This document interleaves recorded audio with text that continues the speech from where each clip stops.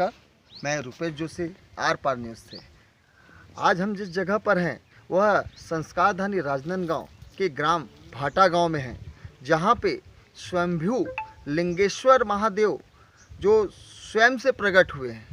यहां लोगों की आस्था है कि यहां पे सावन के दिनों पे भीड़ लगी हुई है। आइए हम आपको लिंगेश्वर महादेव का दर्शन कराते हैं। आइए, हम आपको बताना चाह रहे हैं, यह है लिंगेश्वर धाम। साक्षात महादेव जी ने अपना दर्शन दिया है। यहाँ पे आप देख सकते हैं कि साक्षात नाग देवता दुग्ध जिन्हें बोला जाता है, हमारे लिंगेश्वर महादेव के सेवक हैं। आइए हम आपको अब लिंगेश्वर महादेव का दर्शन कराते हैं।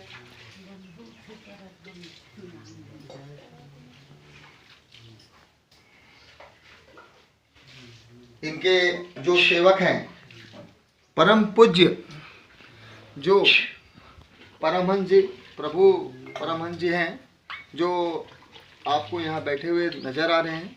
हम इनसे खास बातचीत करने वाले हैं। वो हमें इस लिंगेश्वर धाम के बारे में हमें जानकारी देंगे। आइए, आप हमको बताएंगे कि इस धाम के बारे में आपको कैसा पता चला? इस धाम के बाद बोले शंभु लिंगेश्वर महादेव की जय। परम पूज्य प्रातः में सदगुरुदेव भगवान पर्यटन सिंह की जय।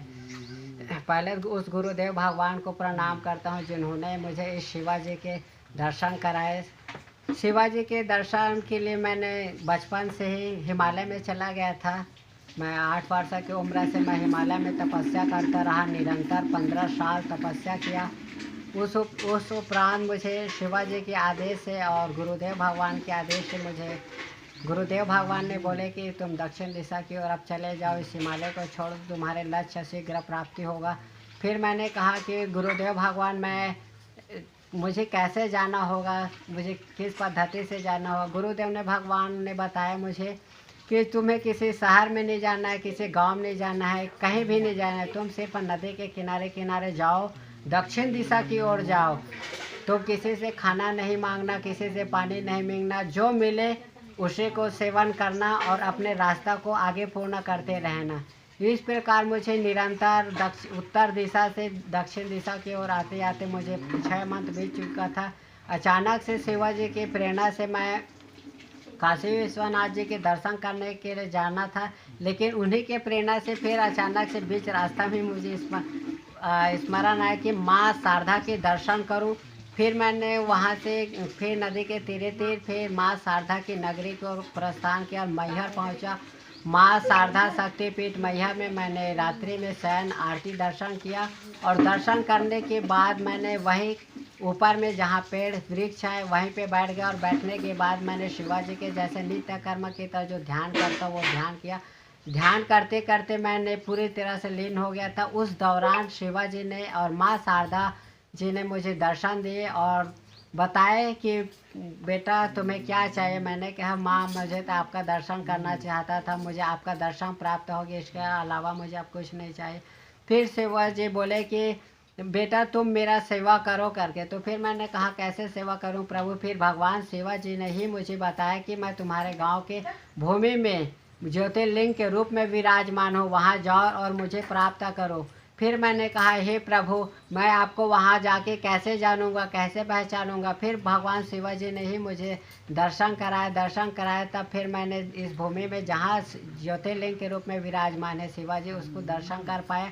दर्शन करने के बाद फिर मैंने पूछा कि प्रभु ये तो आपने कृपा किया और आपकी ही कृपा से मैंने आपका जो ज्योतिर्लिंगम स्वरूप है मैंने उसको दर्शन प्राप्त कर पाया। हे प्रभु कृपा करके मुझे वह बताइए कि भाटा गांव में जाने के बाद मैं आपको कैसे जानूंगा, कैसे पहचानूंगा उस भूमि में? तो भगवान शिवाजी ने कहा कि हे वत्स तुम चिंता मत करो, मेरा इसी स्वरूप का पुनः ध्यान करना और ध्यान करके एक लोटा में जल लेना। जिस स्थान में मैं ज्योतिर्लिंगम स्वरूप में विराजमान हूँ उस स्थान में जैसे तुम पहुँचोगे तो मैं पुनः तुम्हें एक बार दर्शन दूंगा। जहाँ पे मैं दर्शन दूंगा उसी स्थल में मुझे जल अर्पण करना। जब तुम जल अर्पण करते जाओगे तो मेरा ज्योतिर्लिंग जो स्वरूप है वो तुम सबको दर्शन प्राप्त होगा। बोले शंभु लिंगेश्वर महादेव की जय। इस प्रकार महादेव जी ने मुझे माँ शारदा शक्तिपीठ मैहर में मुझे मेरे महादेव ने मार्गदर्शन किया, बताया। उसके बाद वहाँ से मैंने पुनः अपने गांव आया। गांव आने के बाद यहाँ गांव वालों को बताया और आसपास को भी बताया। उस दिन जिस दिन मुझे शिवाजी ने दर्शन दिया, वहाँ से आने तक मुझे 8 दिन हो चुका था। 8 दिन के उपरांत मैं यहाँ पहुँचा, पूरे गांव वालों को बताया और पास को भी बताया। उस दिन 2000 से भी ज़्यादा की संख्या में यहाँ विद्यमान थे। मुझे जैसे मेरे महादेव ने बताया था कि मेरा ईश्वर स्वरूप का ध्यान करना, मैंने एक लोटा में जल लिया और जल लेने के बाद मैंने ध्यान किया। ध्यान करने के बाद इसी भूमि में चलना शुरू किया, जिस स्थान में अभी शंभू लिंगेश्वर महादेव ज्योतिर्लिंग के रूप में विराजमान। इस स्थान में पहुंचने से एक कदम पहले मेरे महादेव ने मुझे पुनः ही उस स्वरूप का दर्शन प्रदान किया। दर्शन करने के बाद मैंने भगवान शिवाजी के उसी स्थान में, जिस स्थान में मुझे भगवान शिवाजी ने दर्शन दिया, वहाँ पे मैंने जल अर्पण किया। जल अर्पण करने के बाद आसपास के जितने भी लोग विद्यमान थे, उपस्थित थे, हमारे गांव के और बाहर के भी, उन सभी ने भगवान शिवाजी के जिस स्थान में जल दर्शन दिए थे उसमें वहाँ पे जल अर्पण करते गए। उसके बाद हम सबको भगवान शंभू लिंगेश्वर महादेव जी का दर्शन हुआ। बोले शंभू लिंगेश्वर महादेव की जय। जब हम लोग शुरू में दर्शन दिए भगवान शंभू लिंगेश्वर महादेव, तो बहुत छोटा था, आज बहुत बड़ा हो चुका है।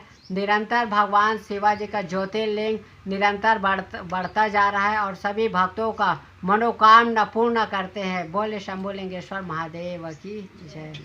जैसा कि पंडित जी हम देख रहे हैं यहाँ पे साक्षात दूध नाग यहाँ पे हमको दिख रहे हैं, तो आप हमें बताएंगे जैसे ये जो नाग देवता हैं वो पहले से थे कि आपके आने के बाद यहाँ पर आए, और लोगों को किसी प्रकार से कोई नुकसान तो नहीं होता इनके आने से? जी नहीं, जो नाग देवता के विषय में आपने पूछा है, नाग देवता पहले से ही यहाँ विद्यमान थे। मेरे दादा के पिताजी और उनके भी पिताजी से चले आ रहे हैं अभी तक नाग देवता की निरंतर हम लोग जिस पद्धति से हमारे दादाजी पूजा करते थे, पिताजी, उसी पद्धति से हम लोग आज भी पूजा करते हैं। पहले से ही विद्यमान था। वो तो शंभू लिंगेश्वर महादेव जी के प्रकट होने के बाद नाग देवता इसी जहाँ शंभू जी है उसी स्थान में निरंतर निवास करना प्रारंभ किया। हमारे अनेकों बार हटाने के उपरांत भी नाग देवता अपने शिवाजी को नहीं छोड़ देते, क्योंकि वो भी सेवक, हम भी सेवक थे। इस वजह से नाग देवता को एक हमने छोटा सा एक स्थान दिए हैं, ताकि किसी भी भक्त आते, दर्शनार्थी आते हैं, उनको कष्ट ना हो, पीड़ा ना हो और उससे भयभीत ना हो, डर ना हो। और अपने महादेव के वो भी अपने पूर्ण श्रद्धा से, पूर्ण भक्ति से, जिस भाव से आते हैं, जिस उत्साह से आते हैं, जिस आनंद से आते हैं शिवाजी के दर्शन करने के लिए, वही आनंद से, उत्साह से, उमंग से भगवान शिवाजी शंभू लिंगेश्वर जी का पूजा कर सके, पाठ कर सके, अर्चना कर सके और अपना मनोकामना पूर्ण कर सके। इसलिए नाग देवता जी को हमने एक छोटा सा शीशा का व्यवस्था दिए है। बोले शंभू लिंगेश्वर महादेव की जय। पंडित जी, मैं यह जानना चाहता हूँ, आप दर्शन करने के लिए कोई समय सीमा है? क्योंकि हमने सुना है कि एक समय के बाद, शाम होने के बाद नाग देवताओं को आप यहाँ खुले पे छोड़ देते हैं, तो एक समय है क्या इसमें दर्शन करने का?